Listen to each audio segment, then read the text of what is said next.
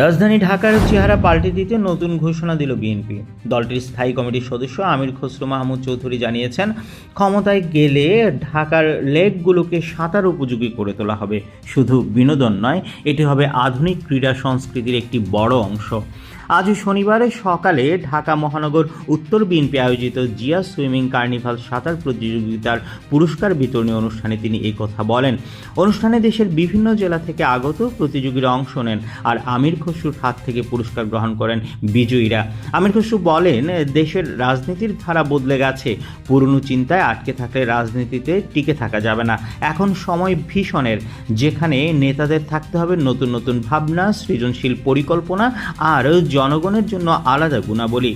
তিনি আরও জানান, বিএনপির ভারপ্রাপ্ত চেয়ারম্যান তারেক রহমান দেশের প্রতিটি জেলায় আধুনিক স্পোর্টস সেন্টার করার পরিকল্পনা নিয়েছেন। খেলাধুলা শুধু শারীরিক সুস্থতা নয়, বরং তরুণ প্রজন্মকে মাদক ও অপরাধ থেকে দূরে রাখার কার্যকর মাধ্যম বলেও মন্তব্য করেন তিনি। আমির খসরু জোর দিয়ে বলেন, স্পোর্টস হলো এক ধরনের সফট পাওয়ার। বিএনপি ক্ষমতায় আসলে রাজধানীর লেকগুলোকে শুধু সৌন্দর্যের জন্য থাকবে না, সেগুলোকে করা হবে সাঁতার, ওয়াটার স্পোর্টস ও আন্তর্জাতিক মানের প্রতিযোগিতার কেন্দ্র।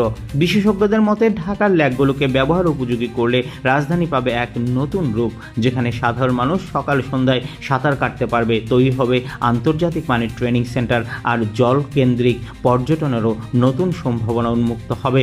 অনুষ্ঠানে পরিবেশ ছিল উৎসব মুখর। শিশু থেকে তরুণ সব বয়সী সাঁতারুরা প্রতিযোগিতায় অংশ নিয়ে দেখিয়েছে তাদের দক্ষতা।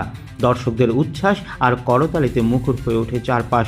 রাজনীতির মাঠ থেকে ক্রীড়াঙ্গন, সবখানেই বিএনপির নতুন বার্তা।